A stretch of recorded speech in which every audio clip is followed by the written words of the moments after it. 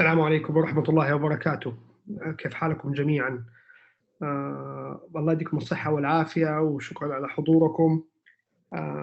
Today we have with us Dr. Abdullah Hausawi. Dr. Abdullah Hausawi, he's a hepatobiliary surgeon by profession, and he's currently the General Director of the Saudi Patient Safety Center that has, he had big roles in the Jeddah documentation for patient safety and other nationwide endeavors.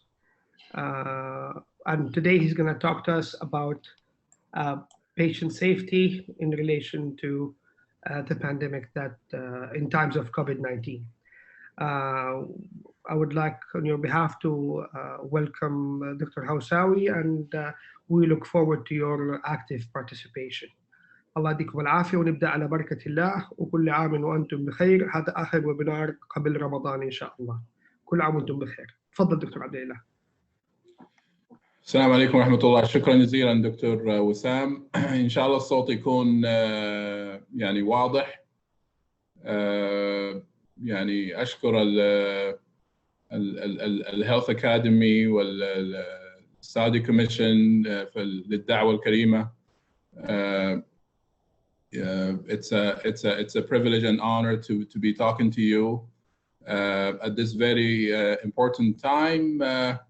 We just to have the last webinar before Ramadan.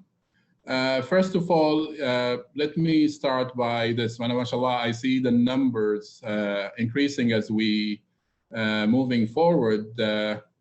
More than 8,300 of you have participated so far, and the numbers keep going up. A message that I think every one of you deserves to have as healthcare professionals, regardless of where you are in the country, regardless of what your position is, be it a consultant or a resident or a specialist. Regardless of what your specialty is, whether a surgeon or an internist or a dentist or any specialty, I think today it is very important to send a message of gratitude to every one of you for the great work that you're doing. But I think this is the great work that every one of you, by choosing to be in healthcare, have committed to do. So maybe the majority of the public realize that we in healthcare actually, basically that's our focus, is to save lives and minimize harm. And we do that all the time. And I think all of you have proven that. So I think all the gratitude that the healthcare professionals getting around the world, all the gratitude that the healthcare professionals are getting in this country is well deserved. لما الخطاب يطلع ولا العبارة إنها أبطال الصحة المملكة فيها حوالي أكثر من 400,000 ممارس وممارسة صحية. هذول كلهم أبطال الصحة. It's not about just one entity or one city إلى آخره. The topic of today is patient safety in times of COVID-19. Patient safety, by definition, is the absence of harm.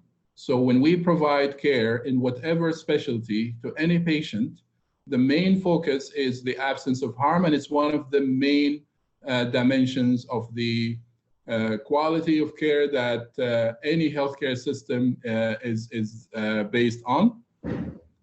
What I'm going to talk about over the next 30 minutes or so is 6 objectives.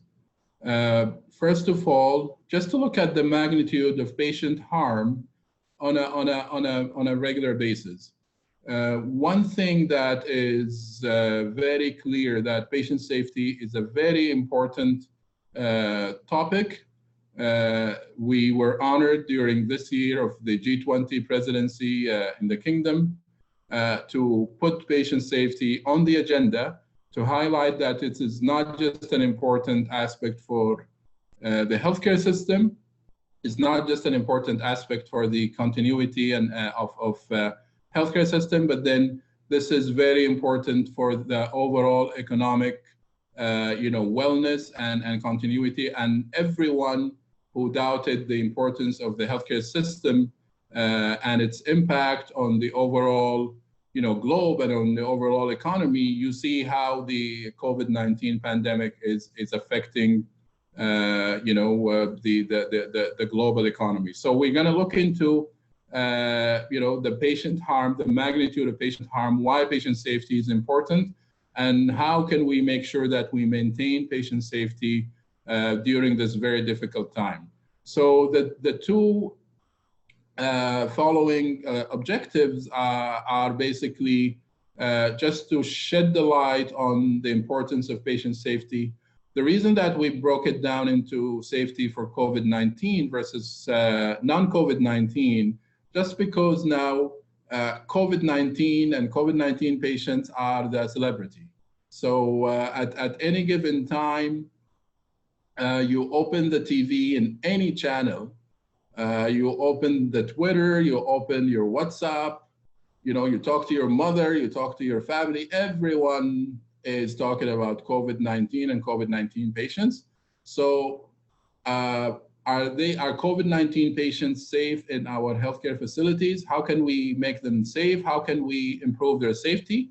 And then number 3 is just remember, before December of last year, before we heard of something called COVID-19, every one of us in healthcare were super busy treating patients.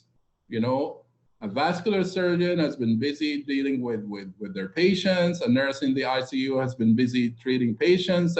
And basically, a dentist has been busy. Every one of us has been busy treating patients.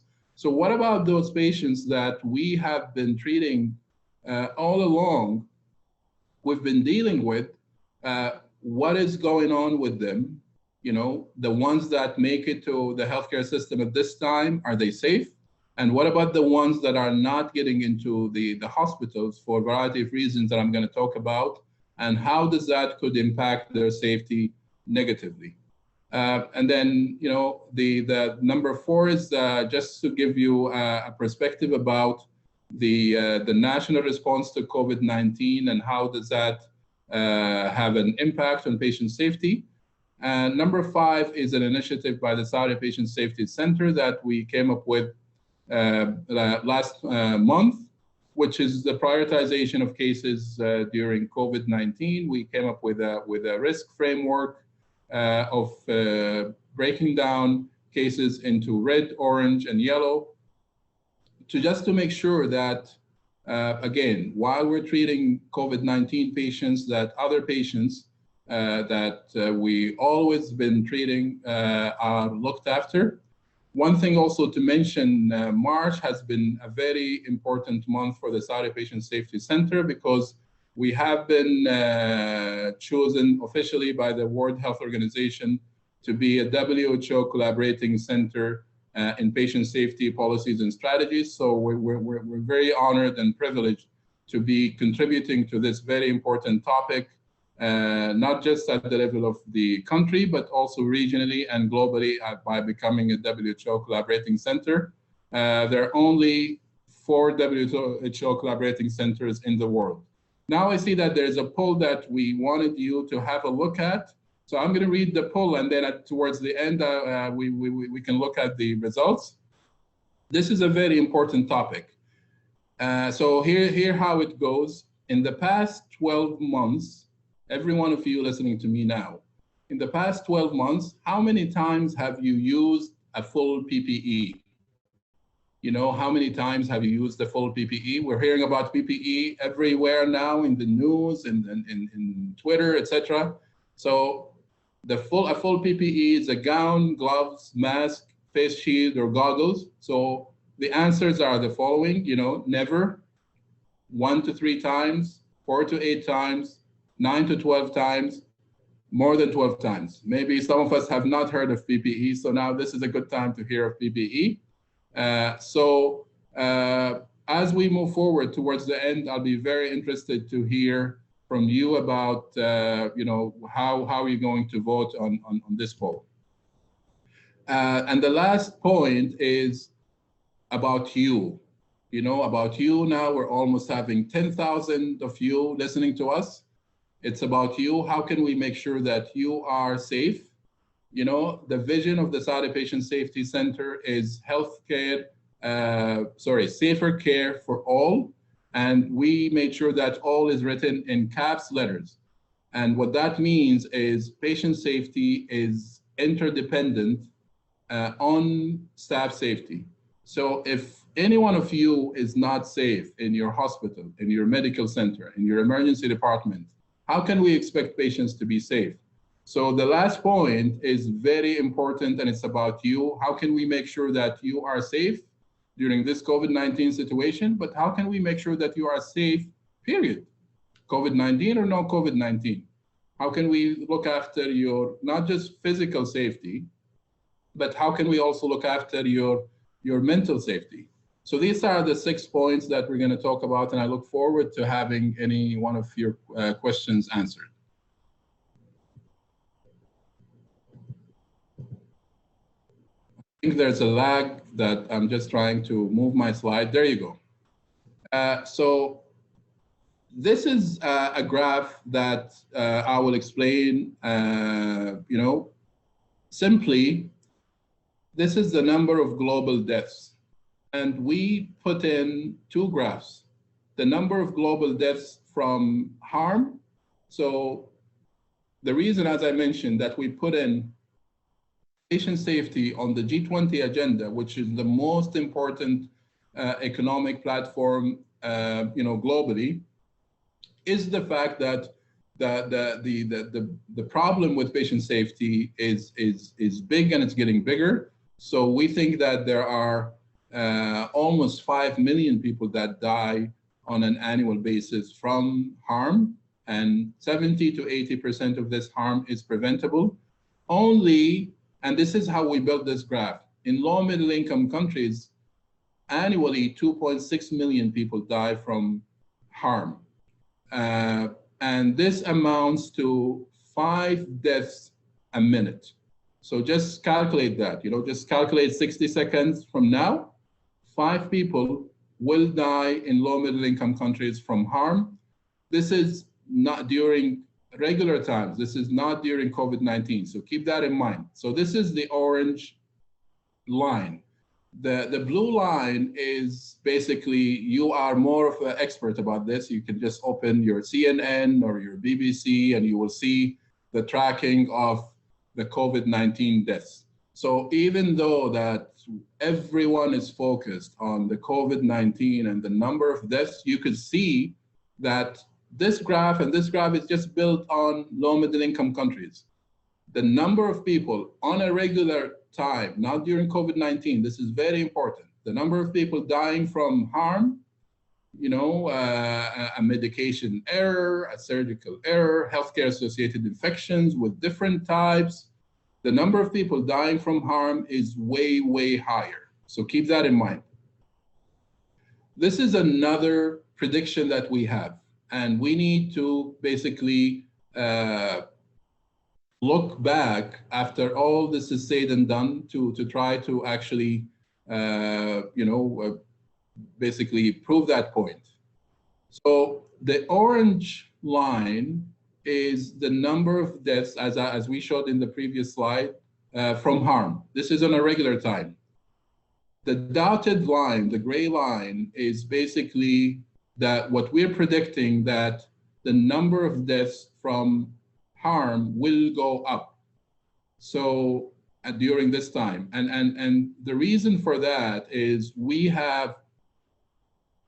seen actually a number of reports from different countries that are talking about some challenges for patients. In the UK, about a week ago, the statistics came up showing that the number of non-COVID-19 patients went up compared to this time of year last year. And there are different, a number of reasons. Three main reasons that I will highlight here. One that has to do with patient factors. So today, if you talk to your family, if you talk to many people in the public, there is no interest in for them to go to hospitals. People that actually have some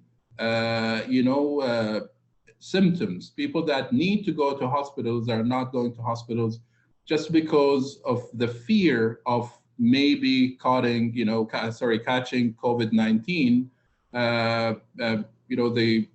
The Society of Pediatricians in the UK have basically sounded the alarm that the number of patients that they're seeing have dropped dramatically. So parents are not taking their kids to the healthcare system to be treated for something that is important. This is not something that is actually elective, that could wait.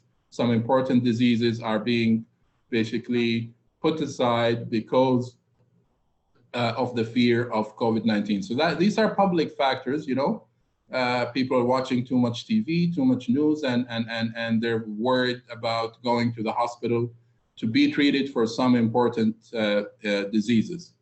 The other factors have to do with the healthcare system and how, the coordination between facilities, whether or not the primary care is available, whether or not the polyclinics are available, and so on and so forth. And the third is also that has to do with the providers. So basically, because people are trying to be prepared to deal with the potential surge of cases, there have been number of patients that needed to be treated that were actually having difficulties getting access to the healthcare system. So for all the above reasons that I've mentioned, we anticipate that the level of harm, unless we keep an eye on it, could go up, and potentially the number of deaths also could go up from non-COVID-19 patients. This is just a slide to show, at different countries, people sounding the alarm. The UK hospital crisis treatment for non-COVID-19 patients on hold. I'm sure many of you have heard about cancer patients that have been having difficulties getting access to the system. There are many different anecdotes from many parts of the world, basically highlighting the same problem. As I mentioned, when you look at this issue, it has two aspects to it. On one end, as I mentioned before, there's a provider factor. So the providers are exhausted.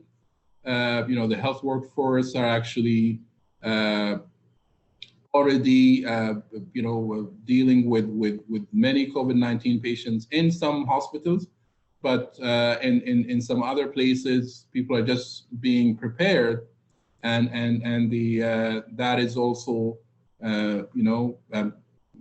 kind of adding some difficulties and adding insult to injury. On the other end, as I mentioned, the public is just worried about going to the healthcare facilities to be treated for some important diseases. So you have some patients with chronic diseases that need to have access to the healthcare system, that are having difficulties having access to the healthcare system, or just not wanting to go because of the fear of catching COVID-19. I'll give you a simple example. A patient with a diabetic foot who has a wound that needs to be dressed. When the dressing clinic is actually closed and when there's no home care, that simple diabetic foot, which needed just regular dressing, could end up becoming, an infection, could end up becoming a sepsis, and could end up needing a major amputation, below or above knee amputation, because that patient could not get the care that he or she needed on a regular basis. So these are just things to keep in mind while we're kind of dealing with this COVID-19, to make sure that we do not overlook the other important diseases that we've been treating. What about the safety of COVID-19 patients? So, over the next couple of slides, I'm going to talk about COVID-19 patients and non-COVID-19 patients, and look at these, pictures that I just got downloaded from the internet. When you have the patient looked after by healthcare professionals who are in this gear, look at the CT scanner and how just technically and logistically, it's difficult to kind of move a COVID-19 patient. Look at the echo that is being done. Look at what is happening in the OR, and so on and so forth. This results in some challenges for COVID-19 patients. So, especially when you have patients in isolation rooms, the responsiveness by the healthcare workforce to them could be delayed. And that could potentially put them in harm's way. So we need to keep an eye on how to make sure that we are actually responsive and communicative with those patients as we move forward. Another important aspect that we heard, complaints from a number of patients is the fact that the patients do not know the person who's looking after them, because once you are in your full PPE, everyone looks the same. So it would be nice to keep an eye on this as healthcare professionals, that we introduce ourselves. Some places had healthcare professionals putting their pictures on the PPEs, on the gowns. Some places actually, even it could be just simply writing your name on the gown. It would make a huge difference. But I think, again, the lack of responsiveness or the delayed responsiveness, it takes minutes for a nurse to put on the full PPE before going into an isolation room and then to go back. So these are logistical issues that we need to keep in mind when we're assessing the risk for COVID-19 patients. So even though that everyone is talking about COVID-19 patients, I can tell you that COVID-19 patients and any, as any other patients who could be in an isolation room, have potential risks that we just need to identify and deal with. And I think the fact of basically having the healthcare professionals, introducing themselves and being making sure that the communication is effective is important. What about the non-COVID-19 patients? And again, this is a kind of a wordy, busy slide, but you could look up the New England Journal of Medicine article in this year that just came up, talking about the safety of non-COVID-19 patients. So this is a patient who is known to have cardiac risk factors.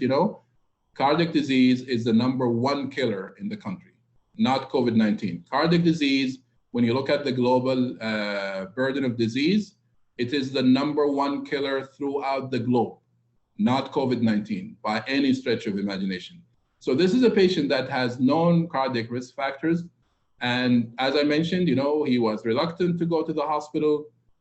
When he presented to the hospital, he was in pulmonary edema, symptoms-wise.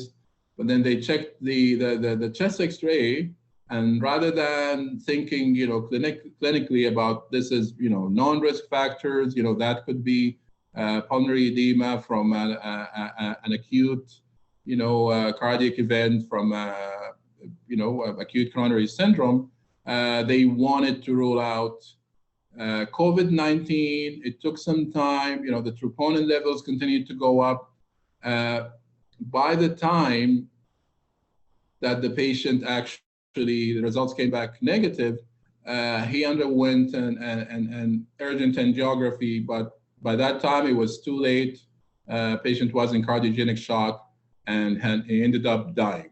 So this is not a very kind of a difficult disease to diagnose, but because of the the background of COVID-19. So everyone is affected by that, and that is delaying some very important diagnosis to be made. And this could apply to I'm sure many of you heard about patients that having difficulties getting access, and the important question to ask is how can we help patients? How can we make sure that they have even the ones that have elective conditions that could wait? How can we make sure that there's a hotline, there's a way that those patients could communicate with us so they don't fall through the cracks? So one other thing that we need to keep in mind, hopefully, inshallah, very soon over the next not so long time, COVID-19 is going to settle down. The things are going to open up.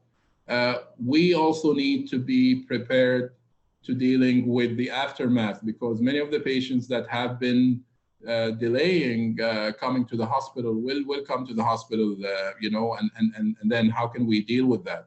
We actually, now Ramadan is coming. We see this also in Ramadan, that during the daytime in Ramadan, many of the cases in the emergency departments do not come up, and then immediately at night, the emergency department gets flooded with some diseases, and part of them are actually things that should have been dealt with earlier. So when it comes to the national response to COVID-19, basically, I'm just going to address two aspects here. One is, and these are all under the umbrella of the healthcare system's resilience. So to have a resilient healthcare system that could deal with COVID-19, H1N1, or the whatever disease X that could come up in the future, you have to have some good infrastructure in place. So one is the the need to have a good patient safety infrastructure in place. You have to have some good reporting and learning system that is happening. You have to have some good patient safety culture. You have to have KPIs that you're working on and trying to reduce, and you have to have coordinators in your hospitals and in your departments trying to improve safety of patients throughout the year, COVID-19 or non-COVID-19.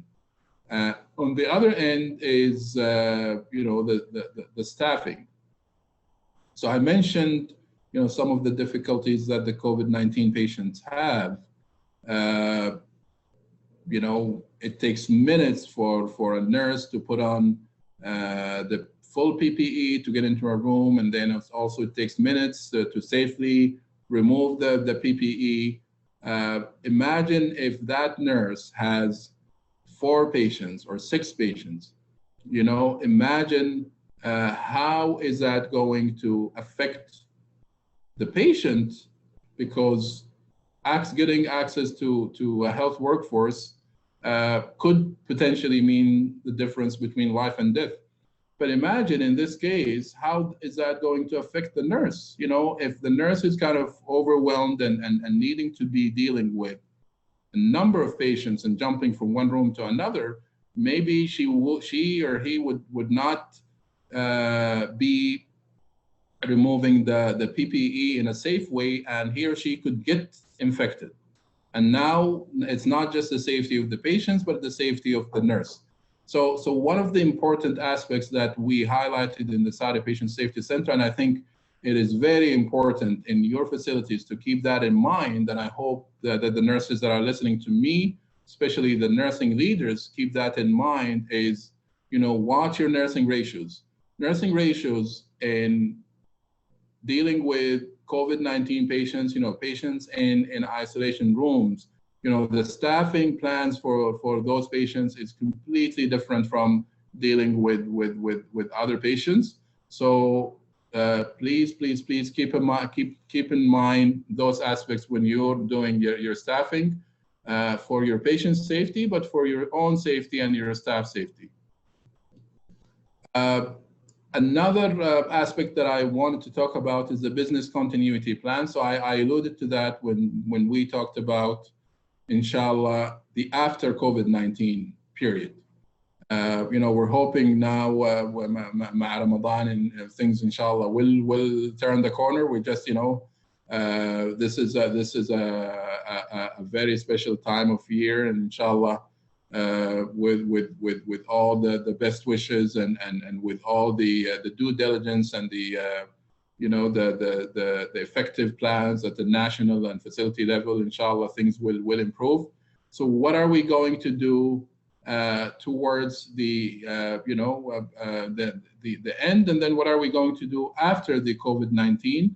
So maybe this is another poll for you that you can tell me.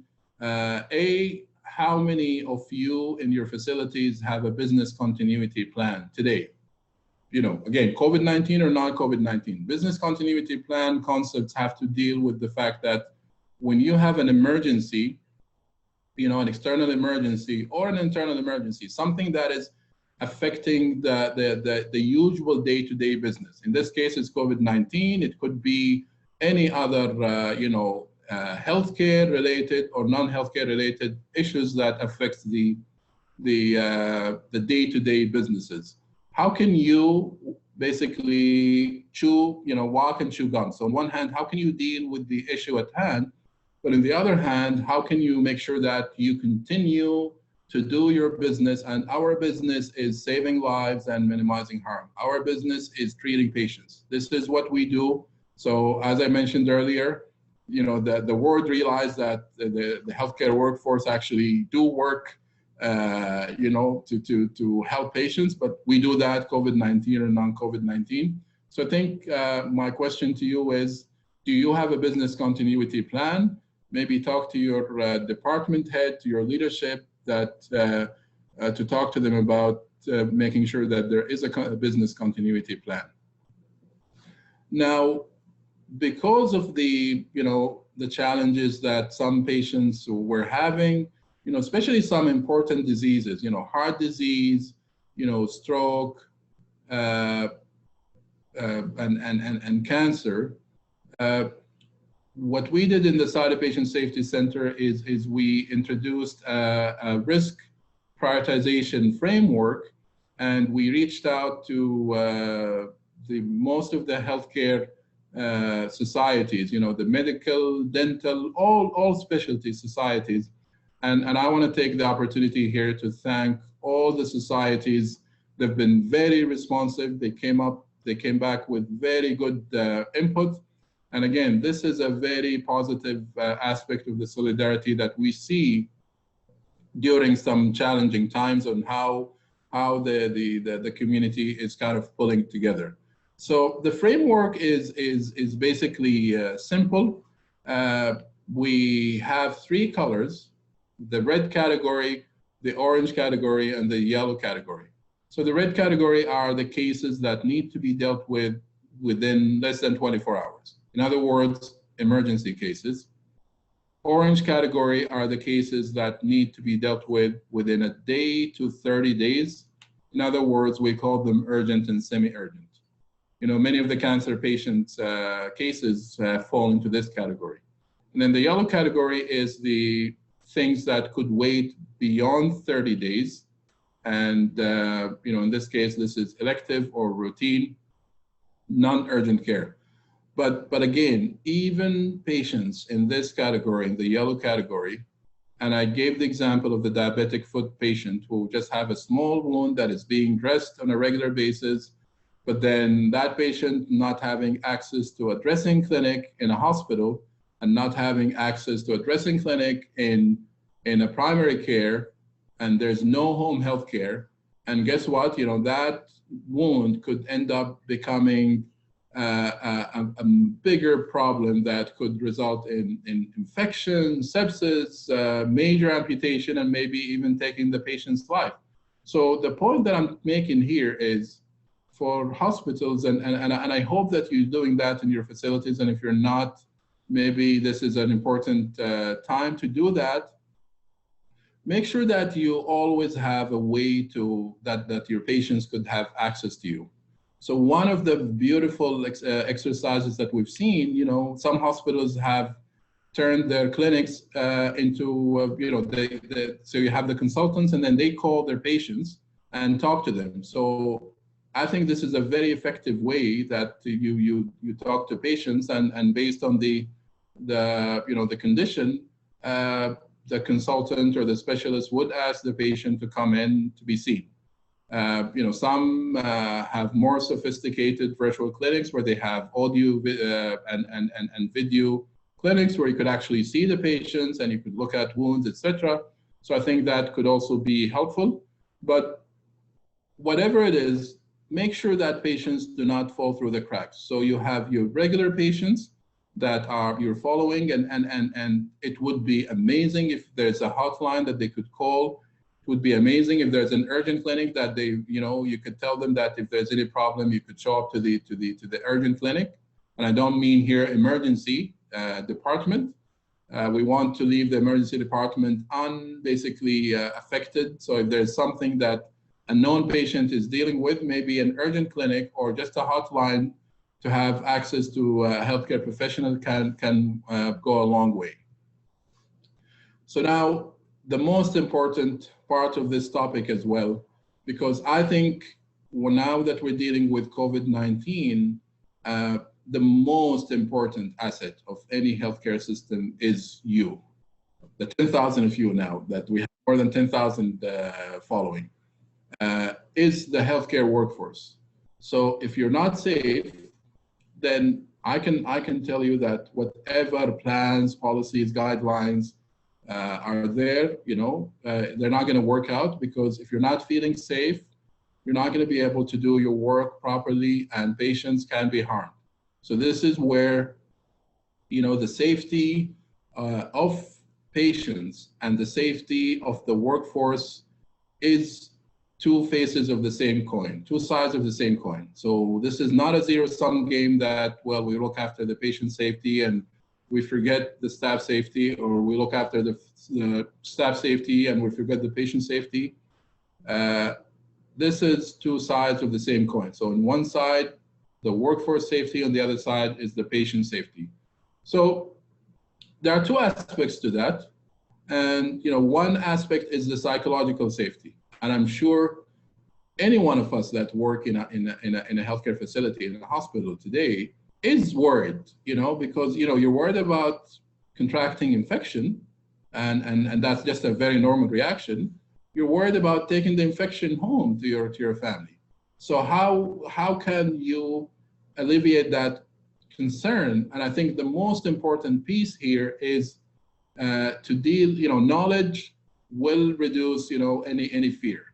So if you are knowledgeable of, how to protect yourself, if you are knowledgeable on how to put on the PPEs, you are knowledgeable on the different risks in the different departments, then that would reduce the fear. And I have some data to show that even anesthesiologists in some countries who are at very high risk of contracting COVID-19 because of the intubation and other procedures they do, are actually very safe compared to other healthcare professionals. And of course, the physical safety is important. So the physical safety here is to make sure that you have your PPEs, to make sure that if you are dealing with COVID-19 patients, that you have N95 masks that are fit tested. Do not fall into the false sense of security that, okay, I have an N95 mask, but I've never used it before. I never had any fit testing done. So make sure that you work with your infection prevention control departments. Make sure that you work even with your vendors. Try to make sure that the fit testing is done correctly, because you could protect so many healthcare professionals by just making sure that this is done, correctly. Because a very kind of common way for healthcare professionals to be infected is through their through their mouth, through their nose. So having a fit tested, and I repeat, make sure that the N95 masks are fit tested, not just to have an N95 and then everyone puts them on. And so if that is the case, I think that's a very good start for safety. And you want to make sure that you know how to put on those PPEs. So here in Italy, the number of the healthcare workforce that were infected by COVID-19 is 17,000. And we, as we know, Italy is one of the countries that were hit hard by COVID-19. Now, guess what? When you do the breakdown of the people that died, 34 nurses died, 125 doctors died, and out of the people that died, the doctors, only one anesthesiologist died. And again, this is a very interesting finding that we're trying to look into other countries, just to look at the breakdown of the healthcare professionals that got infected, to see the percentage between those healthcare professionals that are used to putting the PPEs and taking off the PPEs compared to the other ones. So again, this is, you see the question mark here.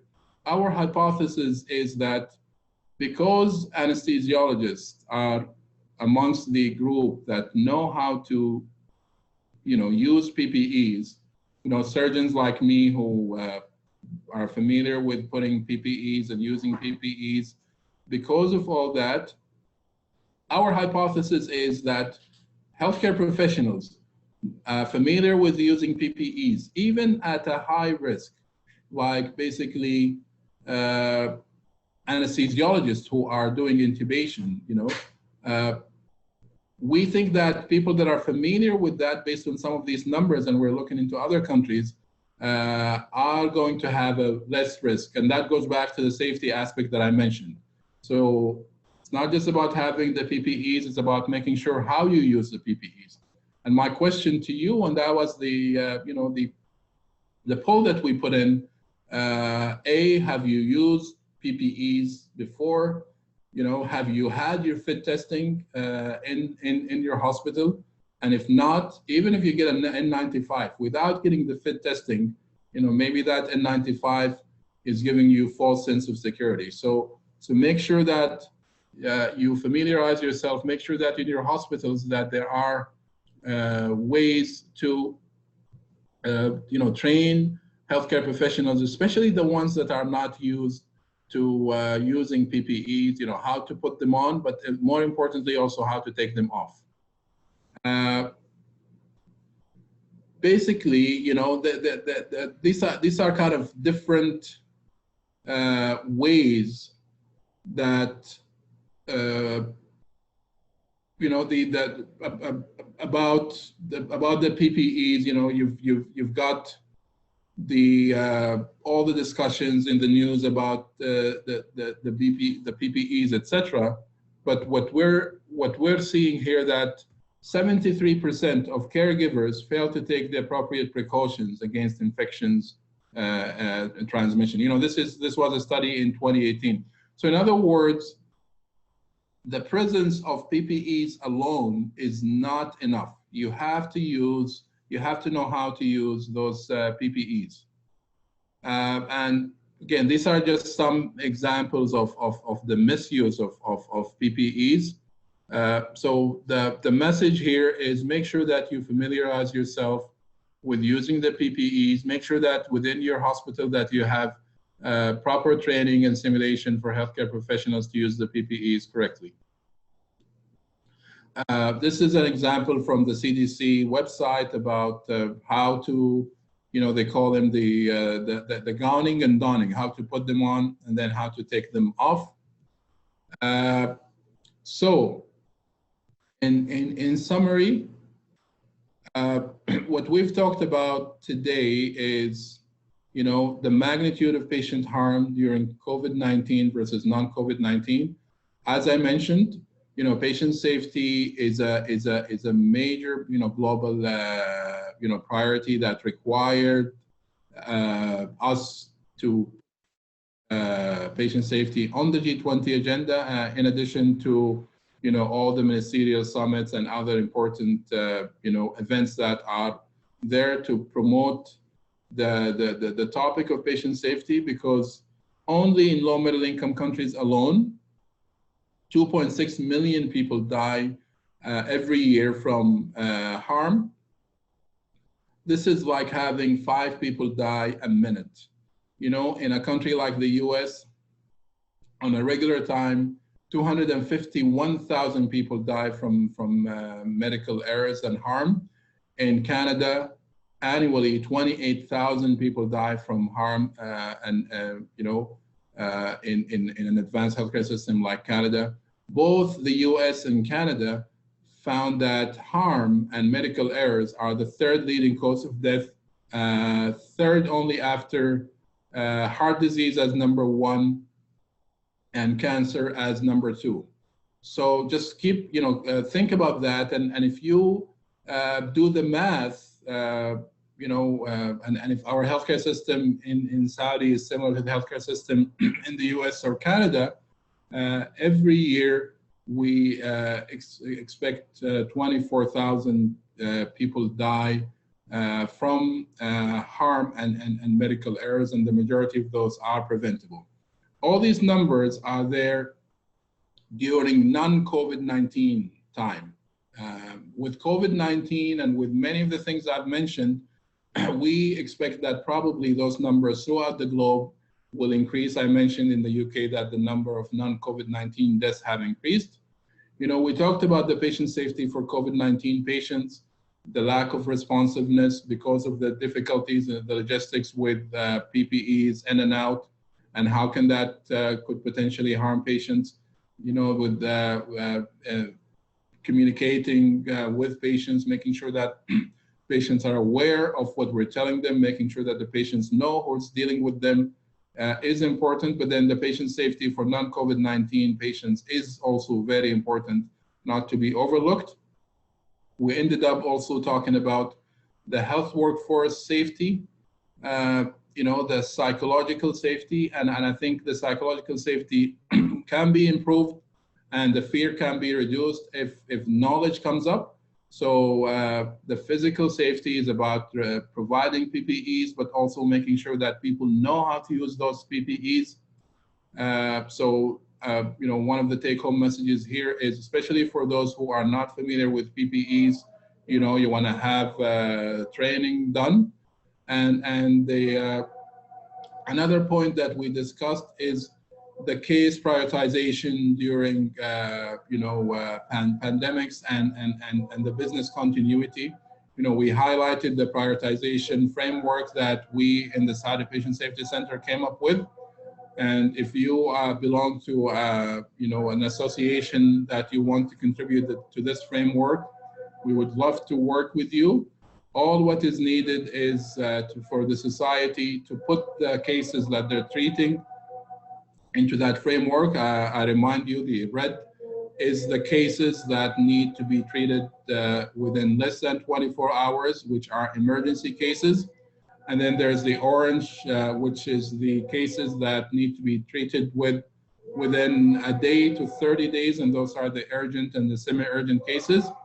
And lastly, the yellow is the elective cases, or the cases that could wait more than 30 days. But I highlight here again, and I remind myself and everyone that we want to make sure that there is a way that the patients have access to us, whether a hotline, whether an urgent clinic, in case that even someone who has an elective or a non-urgent condition need to be treated.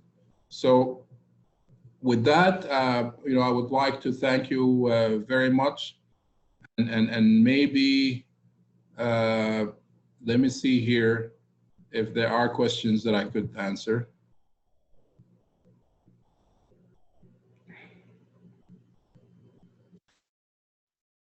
And while I'm bringing the questions, if our colleagues could show us the result of the poll, it would be good. How much time the coronavirus stay in the air? Is there any study that coronavirus is airborne or mainly spread by droplets? So we are professional, and I'm not going to answer questions that have to do with the experts in the infection prevention and control. So these are the results. 24% have never used PPEs. 23% have used it only 1 to 3 times. 16% have used it 4 to 8 times. 9% have used it 9 to 12 times, and 29% have used it more than 12 times. So we're saying here that almost half of you have used it very minimally.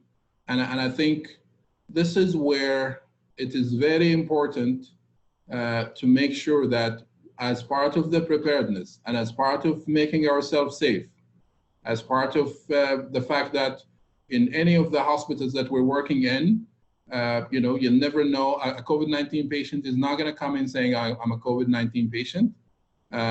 But even when you're dealing with COVID-19 patients, if you're not familiar with how to use the PPEs, then that could potentially be harmful to you as a healthcare professional, but it also could potentially harm other patients, because you could also be a tool to spread the infection from one place to another. So very interesting, finding here.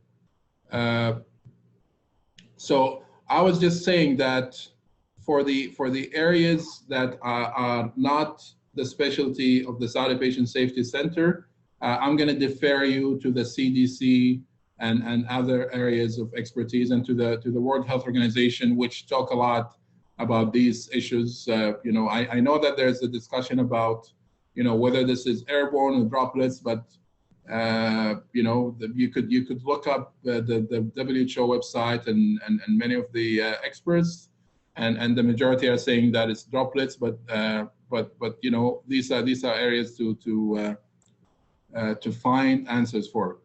Good evening. Is there an upper limit for the hours acquired from these online lectures? I think that's a question for the organizers.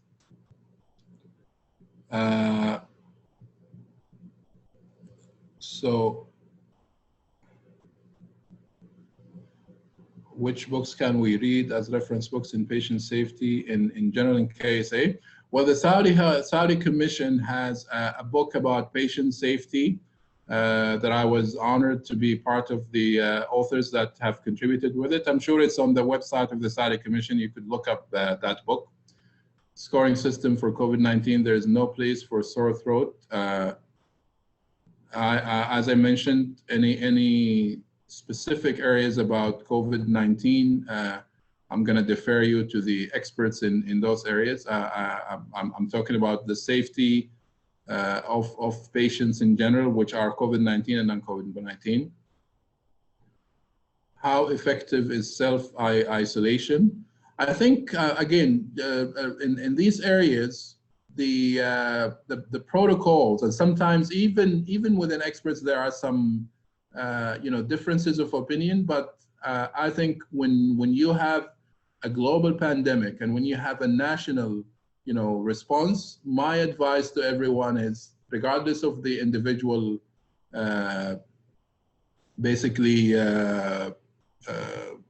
opinions, my advice is to follow the opinions of the Ministry of Health and the Saudi CDC here. How can I protect myself if PPE is lacking nowadays? I think you have to have PPEs in your hospital. So I think this is a discussion for you to talk with your manager about how to make sure that this is available, especially if you work in a high-risk area like an emergency department. the full PPE must be with an N95 mask or no. Again, it depends on whether you're dealing with a COVID-19 patient, or if you're dealing with a COVID-19 patient, you have to have the N95 mask. هل الكمامة الجراحية تغني عن ال N95? No, الكمامة الجراحية is not an N90. It's basically الكمامة الجراحية, if you're dealing with a COVID-19 patient, is not enough.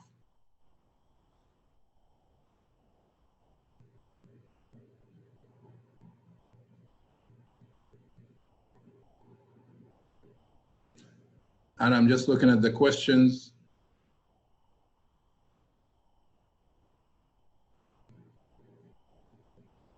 But death from harm is multifactorial burden, and COVID-19 you compare with is a burden of only one factor. Is it true? What I mentioned here is the fact that, let's go back to November 2019. There was nothing. We haven't heard of anything called COVID-19. At that time, we put patient safety on the G20 agenda because we think that globally, based on the different reports from countries, that up to 5 million people lose their lives from harm, and most of this harm, more than 80% of this harm, is preventable. Death is only one, the ultimate harm, but also there are many different types of harm that do not lead to death. And according to the Economics of Patient Safety report of the OECD, 15% of the health expenditure in healthcare is wasted on treating harm. In other words, if I have a patient that ends up having CLABSI, which is central line associated bloodstream infection, or a pressure ulcer, that patient, rather than staying in the hospital for 3-4 days, could stay for 3-4 weeks. And that in itself is a major economic impact and a major cost on the healthcare system.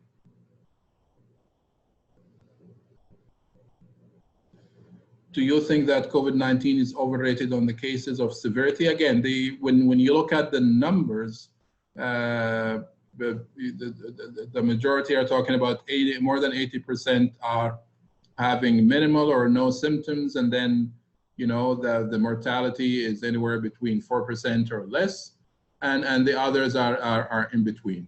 So I'm not saying that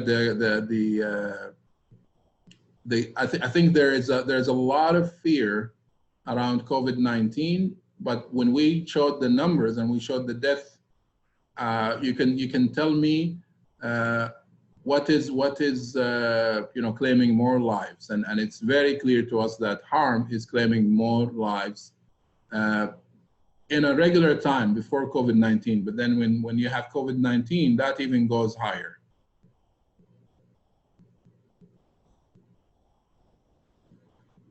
I need to ask about the overwhelmed COVID-19 care that may obscure serious diseases that may kill patients waiting in the pandemic to fade. And again, I hope that my presentation answered that. So, all the diseases that we used to treat before December 2019, and every one of us in our healthcare facilities, in our hospitals, were busy. All those diseases did not go away. So yeah, COVID-19 and the response is important, but let's make sure that other patients are not harmed, either in hospitals or patients that cannot have access to hospitals because of the COVID-19. So we have to have a balanced approach. Deal with COVID-19, but also make sure that we don't have someone with cancer that cannot be treated.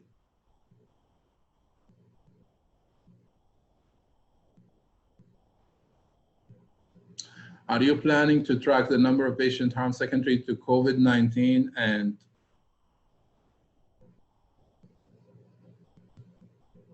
I lost the question.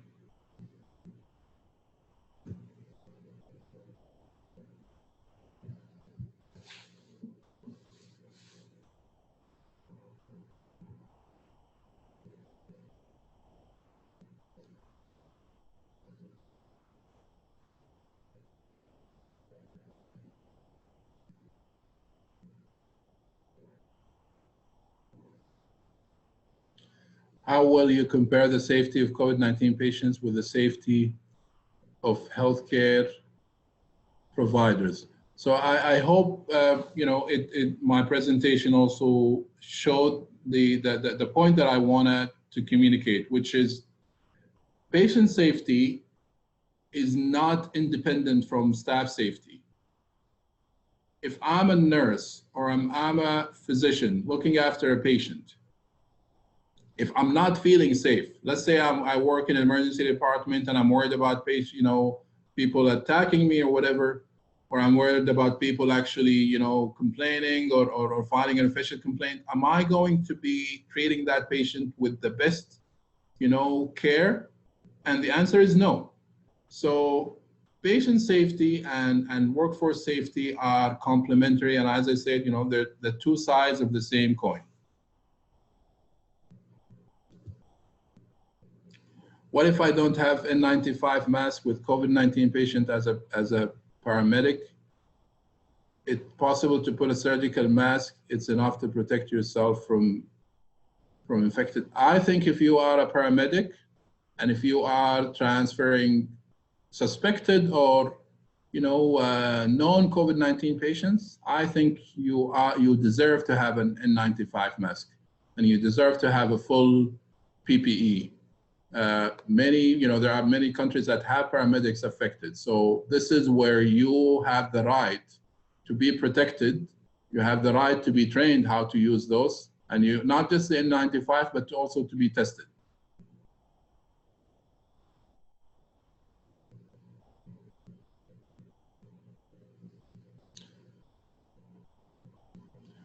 The safety of staff comes first, but how we can eliminate the differential diagnosis of COVID? Does visual triage help in the example mentioned for chest pain and delayed diagnosis based on fear of COVID infection?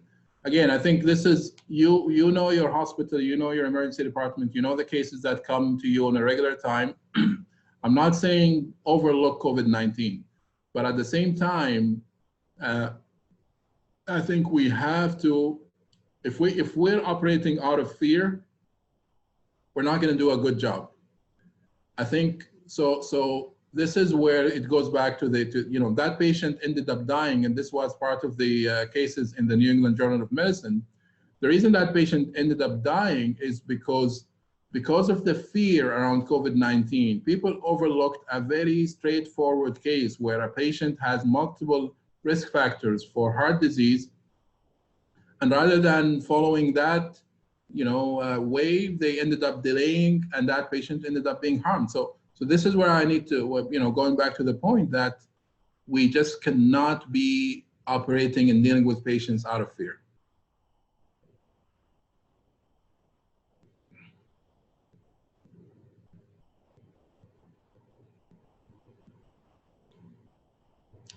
Common ratio يكون للممرضة. Let me answer this because I think the nursing ratio is an important topic. Talking to experts, if you have a unit and you're looking after COVID-19 patients, it is desirable to have the ratio of 1 to 2. So having a ratio, having one nurse looking after more than 2 COVID-19 patients in isolation can potentially be challenging. But again, this has to be kind of looked into in the overall situation. But I think that the ratio and how you do the staffing is important. So for all the nurses listening to me, I think it's important to highlight that. I'm just going to have another 10 minutes just to go over questions, and maybe what I can do is with the Health Academy, we can even try to see how we can answer some of those questions at a later stage.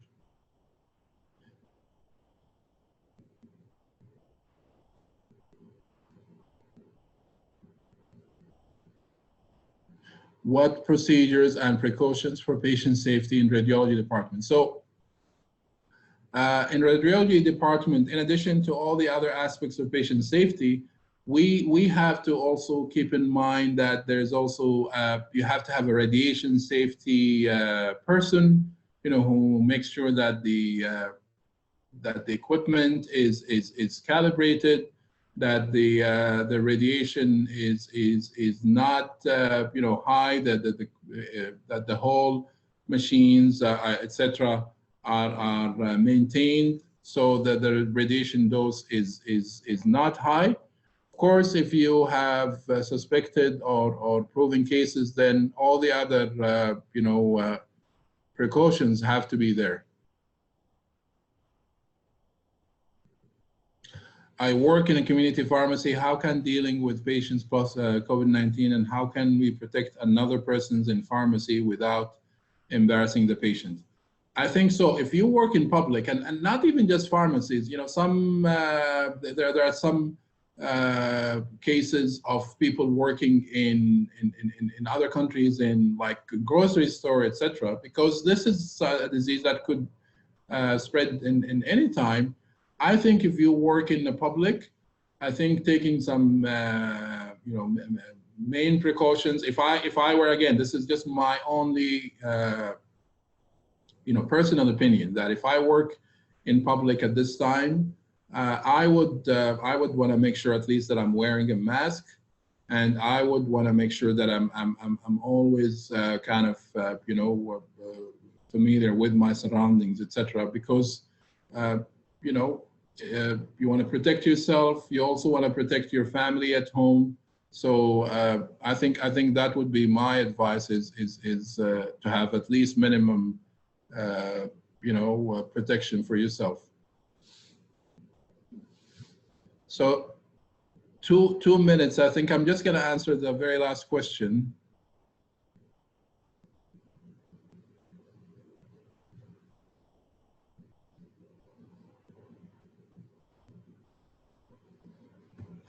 Is it necessary to change PPEs for every single patient?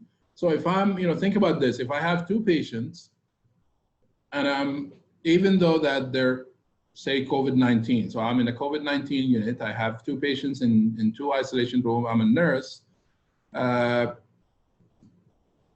you going to take the PPE that you used in one room to put it in another room? First of all, a proper isolation room have an ante-room where basically, when you leave, before you leave to the outside, that room, all your PPEs should be dealt with in that specific room. But the answer is yes. You cannot use a single PPE for 2 patients, because you don't want to transmit any other diseases, not just COVID-19, but any other diseases beyond that. So I think I will stop here, because we went 10 minutes over time. At the end, I would like to thank the Saudi Commission and the Health Academy for the nice invitation. I would like to thank all of you for this great participation, and wish you safe practice. وكل عام وانتم بخير ان شاء الله. مبارك عليكم الشهر. الله يبلغنا رمضان ان شاء الله، ووفقنا لصيامه وقيامه ان شاء الله. If there's any intervention from the Health Academy or from the moderators before we finish. يعطيك العافية دكتور عبد الإله. طبعا الانشيتيف هذه انشيتيف الهيئة including الأكاديمي، وشكرا على الانلايتمنت اللي صارت في الساعة ونص اللي فاتوا. I don't have any other comments. في أي comments من التكنيكال تيم؟